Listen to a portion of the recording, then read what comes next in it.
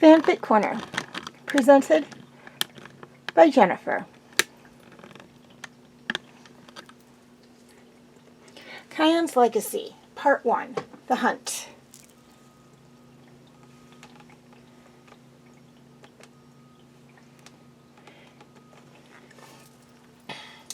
I shifted my weight and groaned. It's amazing how hot you can get from sitting and waiting for something. My back, neck, feet, and even my tail ached from staying completely still for so long. My golden yellow legs were so tired and starting to get numb. The African sun beat down hard on my poor aching body. The savanna grasses lapped against my still body, making me itch. I hated staying motionless for so long. The humidity was killing me. My mouth felt drier than the desert. My breath had turned to short, quick chops. It seemed like everything was against me. What is taking her so long? I thought. I can't stand this much longer. But then I thought about the look on Aisha's face, and suddenly it was worth waiting again. Worth it again. So worth it. I took a deep breath and glanced to my side. My best friend, Tina, was laying low in the grass. His oak-colored fur camouflaged him almost perfectly in the grasses. I watched his jet-black tail tufts swish from right to left as he focused on a cub in the distance.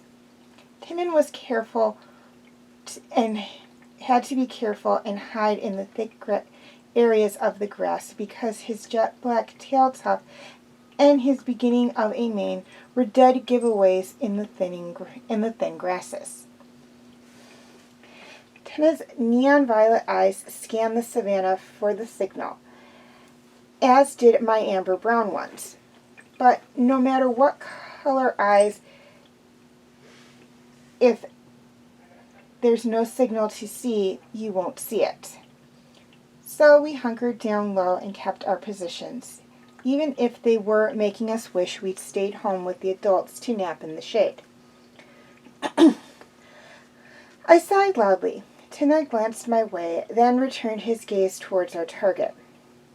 The look he gave me stung a little, but I knew I deserved it. Tina and I were the best cub hunters in the business. But today I wasn't anywhere near my best. That's because my focus was on other things, like my dad's birthday was today. My dad used to be leader of the Lion Guard back in the day, as my Uncle Kovu says. But one morning long ago, he left my mother and I. It was the crack of dawn 7 months ago. 7 months ago. Hey, Kito. A quiet whisper drifted through the den. I awoke from my peaceful sleep and slowly lifted my head to search the darkness for the owner of the voice. A lion stepped out of the shadows into the small beam of dim light from the sunrise. His strong paws slowly stepped across the floor over me. I lay on the ground and looked up at the lion with a smile. "Hi, Daddy," I greeted him, rubbing my eyes. "Why are you up so early?" I saw his vibrant red mane almost light up the cave. His tail tufts swished from side to side in an anxious tick, but I didn't notice. A light brown roaring lion decorated his left shoulder. His golden yellow fur glowed in the morning light. I glanced down briefly at my tail tuft. It also glowed like my father's mane. "Well, I have to leave for a little while. I'm sorry I woke you, but I had to say goodbye," he said in a strong voice. But there were tears in his eyes and a slight strain in his voice. His face was pained, but I was oblivious. "Oh," I said. "Goodbye, Daddy," I said. I stretched and settled back down on the warm cave floor. I shut my eyes. "Bye, Feisty," he said, frowning. That was his special nickname for me. "Feisty, tell Mommy I will be back." He stepped by my side and nuzzled into my back. He hung his head over me for a while. Then he slowly lifted it and looked over at me. He smiled and licked me on the head. He left my side and walked to the mouth of the cave. I cracked my eyes open to see him stop at the cave mouth. He looked back at me and smiled sadly. The mouth of the cave framed him in, and the sleepy Pride lands gave a nice background. The silhouettes of trees and the purplish, slightly starred sky were absolutely stunning. I smiled back at him. He mouthed, "See you soon, Feisty," then left. My name is Kito, and yes, I am the daughter of the former fiercest Pridelander, and I'm proud of it. My father was respected in the Pridelands and feared in the Outlands. On calm days, I would hang out with the lion guard in their lair. Veshti was the strongest, and he taught me how to swim. He's a hippo. Ono, the keenest of sight, gave me dreams to fly. He's an egret. Bunga, the bravest, helped me learn to face every day with courage and to be brave no matter what. He's a honey badger. Fuli, the fastest, helped me learn to run and hunt. She's a cheetah and a great hunter. Some of my best memories are with the lion guard. I hadn't seen the guard in a long time. I missed them. Of course, they all split up after my dad left. It's kind of sad. I hear the grasses to my left crunch. I lifted my head. I had been daydreaming again. I pushed thoughts out of my mind and got to a stalking position. I started to follow Tinin. Tinin led the way towards my cousin Aishla. We silently navigated our way through the swaying golden grass. Tinin came to a stop. Then he nodded at me. I took the left side of the clearing. He took the right. I came to a spot where I could see an amber-colored lion cub. It was my cousin, Aisha. She was facing the other direction and was examining the surrounding grass. All was quiet until, snap, a twig broke. Aisha lifted her ears and looked to the left of her to locate the source of the noise. Tinin and I knew who it was. It was the leader of our group, Armin. She was not the best hunter. In fact, she was quite bad at it. We only chose her because she asked to be the leader. Well, she more of demanded it. I rolled my eyes and went to Plan B. Tinin and I leapt out of the grasses, growling and baring our teeth at Aisha. She made a break for it, but Tinin wasn't about to lose.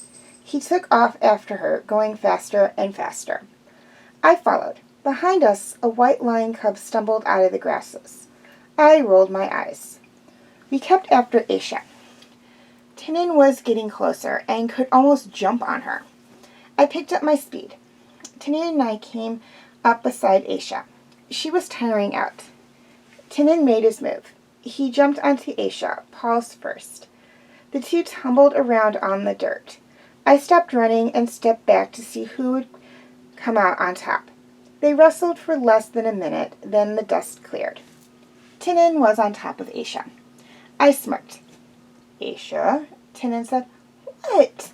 Aisha asked with a scowl from the ground, spitting out dirt. Learn how to fight, he said, walking over to some shade. Aisha scoffed. Armin came huffing and puffing over, stopping when she reached us. She sat down to catch her breath. Sorry about that, Armin said, referring to when she snapped the twig.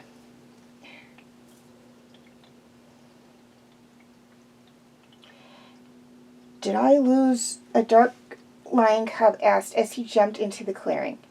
It was my cousin, a.k.a. Aisha's little brother. His name was Koda.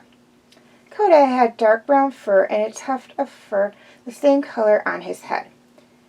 His tail tuft was a darker brown, and his underbelly and snout were the same color of sugar cookies. He had an outlander nose, like his father Kovu, and dark green eyes. Even though they were siblings, Aisha and Koda looked completely different. Aisha had a caramel-colored pelt with a beige underbelly, paws, and snout. Her eyes were emerald green, and her tail tuft was a pecan color. Yep, I said. We almost did it, too, I muttered to him. Amir, he asked. Mm-hmm, I replied. Then I turned my attention to Amir. What took you so long, Amir? I asked. I sat down and scratched behind my ear. Well, she said, looking at the sky, then the ground.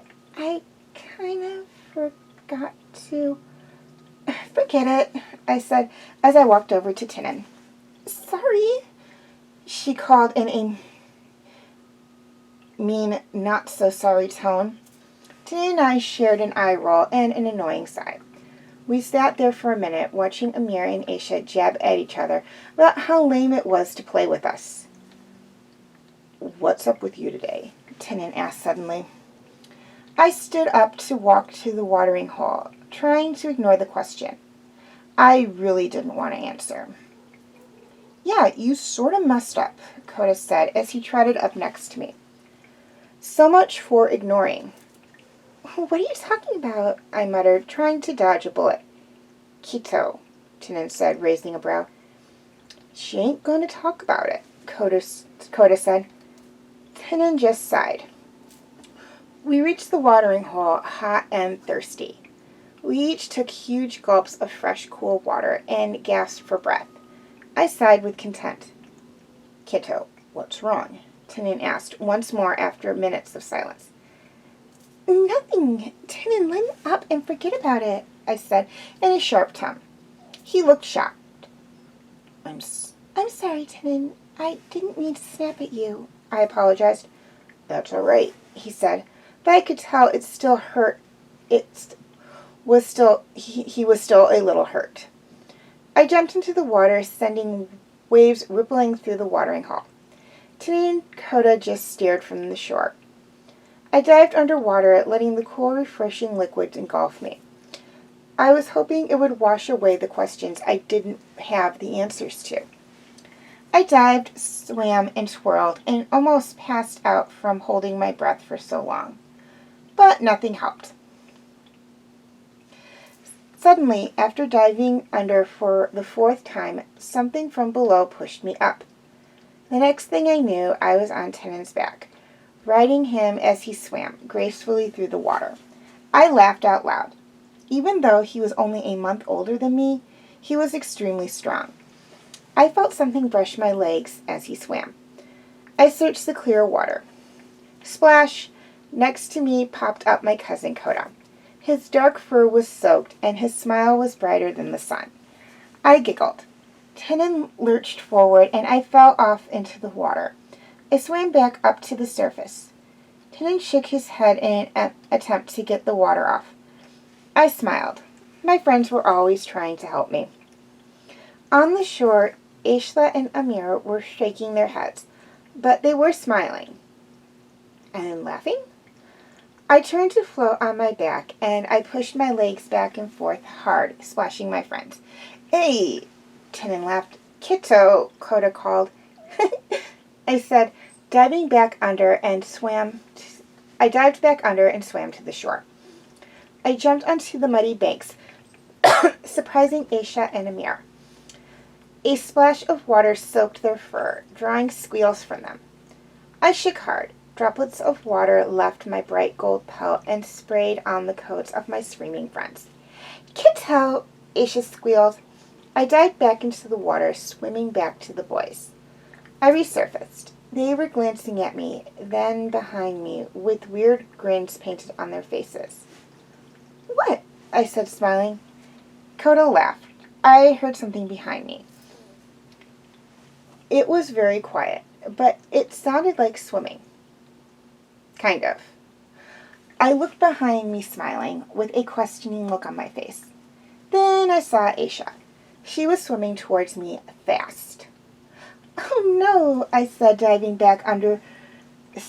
I dived back under, swimming to the bottom. Once I got there, I scratched the bottom, bringing up muck and mud, giving me cover. I searched the foggy water for Aisha. I didn't see her, and I had to contain a laugh, but then I felt something tickling my tail.